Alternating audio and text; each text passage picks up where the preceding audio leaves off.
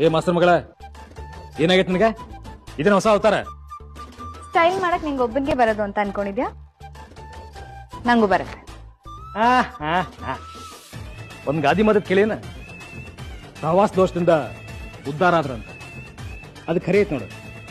ನನ್ನ ಸಹವಾಸ ಮಾಡಿ ನೀವು ಉದ್ಧಾರ ಆಗಿ.